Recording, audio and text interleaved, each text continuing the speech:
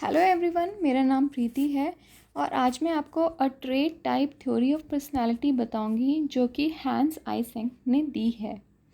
यहाँ पर हैंस आइसेंक बोलते हैं कि पर्सनालिटी को उन्होंने दो एस्पेक्ट से स्टडी किया है, टेम्परामेंट और कॉग्निटिव।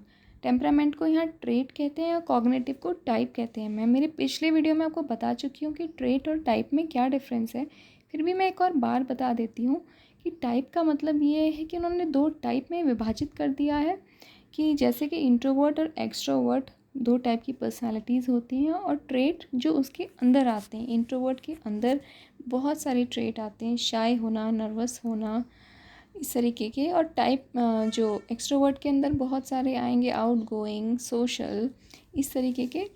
तो ये ट्रेट और टाइप के बीच डिफरेंस है। इसके बारे में और क्लियरली जानना है तो मेरे पिछले वीडियो को देखना। उसके बाद इन्होंने पेन मॉडल दिया है। PEN model P for psychoticism, E for extraversion और N फॉर न्यूरोटिज्म। यहाँ पर साइकोटिज्म का मतलब है ट्रेट से, कि ट्रेट क्या है। किसी के भी बिहेवियर को जानने के लिए उसका पहले ट्रेट पता करना है। फिर एक्स्ट्रावर्जन, एक्स्ट्रावर्जन की वो जो ट्रेट है वो इनर है कि आउटर है। अब मैं इसको एक एग्जांपल देके बताती हूँ कि सपोज़ किसी का गुस्सा आता है तो एंगर जो है, गुस्सा, वो ट्रेट है यहाँ पर। और एक्स्ट्रावर्जन में एंगर कहाँ रखा जाएगा कि वो इनर है कि आउटर है, कि वो गुस्सा अपने भीतर दबा के रखता है, झलकाता नहीं है, तो वो इनर है।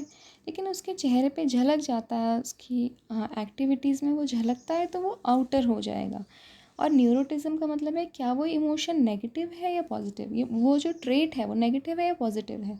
तो एंगर यहाँ पर नेगेटिव में ही रखा जाता है। तो इस तरीके से तीन तरीके से इन्होंने पर्सनालिटी को डिफ़ाइन किया है। और उसके बाद आइसेंक जो यहाँ पर कहते हैं पर्सनालिटी की जो डेफिनेशन है वो चार तरीके के बिहेवियर पैटर्न पे निर्भर करती है उनके अकॉर्डिंग। तो वो है कॉग्निटिव, अफेक्टिव, कोनेटिव और सोमैटिक। कॉग्निटिव से यहाँ मतलब है मेंटल, यानी ब्रेन का वो पार्ट जो इंटेलिजेंस को मेजर करता है। जैसे कि आप कितनी जल्दी कोई चीज़ समझते हैं, कितनी जल्दी कोई चीज़ सीख जाते हैं, कितना क्विक डिसीजन लेते हैं या कितने स्लो लर्नर्स हैं, ये सारी मेंटल इंटेलिजेंस होती है कि कॉग्निटिव इंटेलिजेंस, ये कॉग्निटिव में आती है। और अफेक्टिव क्या है, इमोशनल, ये इमोशंस के साथ डील करती है कि कोई भी सिचुएशन में आपका इमोशनल रिएक्शन क्या है। कि कोई सपोज़ किसी ने कोई डेथ की सिचुएशन देखी तो आपको वहाँ पर क्या फीलिंग आएगी, आपको रोना आएगा, सैड की फीलिंग आएगी, या आपको दया आएगी, या फिर आपको कोई फ़र्क नहीं पड़ेगा, या आप कहीं हंस रहे होंगे। मतलब किस तरीके के इमोशंस आपको होंगे, आपको क्या इमोशनली क्या फ़र्क पड़ता है, उसको अफेक्टिव कहते हैं। कोनेटिव क्या है, कैरेक्टर, मतलब कि कोई जिस किसी भी इंसान के अंदर किस तरीके की विचारधारा और एहसास होता है किसी भी सिचुएशन के प्रति, उसमें वो कैसे रिएक्ट करता है। सपोज़ कोई ऐसी सिचुएशन है कि कोई आपको बिल्कुल अच्छा नहीं लगता है, जैसे कि आपको कोई लगता है कि इंसान बहुत लालची है, और लेकिन आप उसके सामने कैसे एक्ट करते हैं। क्या आप साफ साफ वही बोलते हैं जो आप सोच रहे हैं, या आप उसके सामने सहानुभूति का भाव रखते हैं, या विनम्रता से बात करते हैं, या गुस्सा होते हैं। तो आप रिएक्ट क्या करते हैं, मतलब आपके एक्शंस क्या हैं, जो थॉट आपके अंदर चल रहे हैं उसके अनुकूल हैं या उससे अलग हैं, या उन थॉट्स पे आपका कंट्रोल है।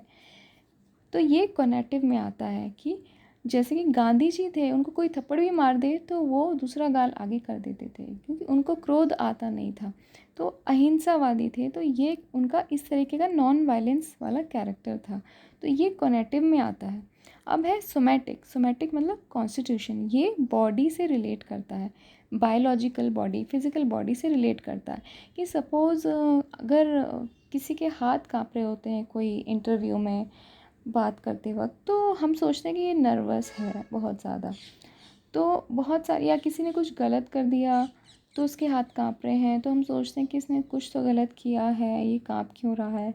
या फिर किसी को बहुत तेज़ गुस्सा आया तो उसका बीपी हाई हो गया बहुत ज़्यादा। तो ये क्या है, फिज़िकल बॉडी पर हमारी सोच का प्रभाव पड़ता है। जो भी हम सोच रहे हैं उसका प्रभाव हमारी फिज़िकल बॉडी पर पड़ रहा है, जो हमारे इमोशंस हैं या जो भी विचार है हमारे मन में। तो फिज़िकल बॉडी की एक्टिविटीज़ को देखते हुए भी हम किसी की पर्सनैलिटी को जज करते हैं, तो वो सोमैटिक में आता है।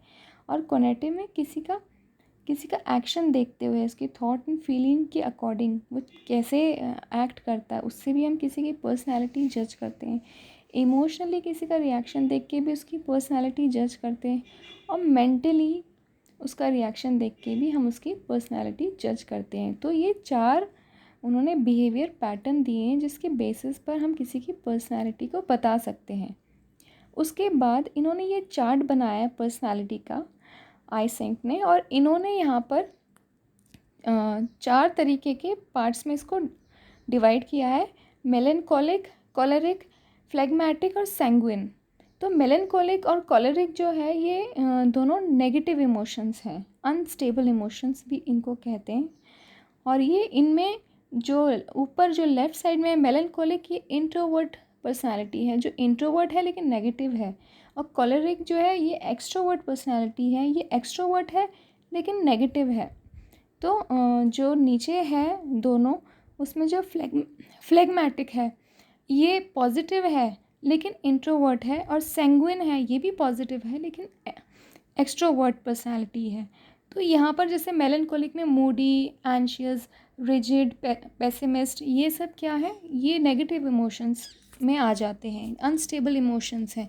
लेकिन ये इंट्रोवर्ट हैं, ये अंदर रहते हैं, इसको इंसान बाहर नहीं झलकाता है। और कॉलरिक क्या है, टची, रेस्टलेसनेस, एग्रेसिव, एक्साइटेबल, ये सब हम उसके बिहेवियर में झलकेगा, आपको साफ साफ दिखाई देगा।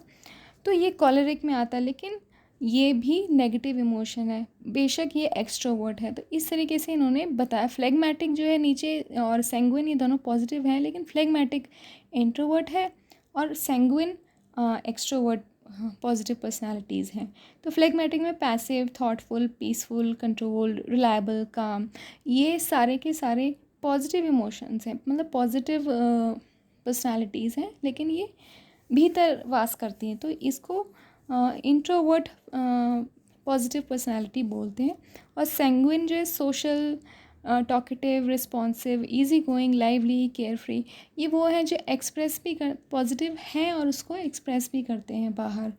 तो ये जो है एक्सट्रोवर्ट पॉजिटिव पर्सनालिटी को कहते हैं sanguine. So thank you so much guys मेरा वीडियो देखने के लिए। अगर आपको वीडियो पसंद आए तो प्लीज़ इसको लाइक और सब्सक्राइब ज़रूर करें।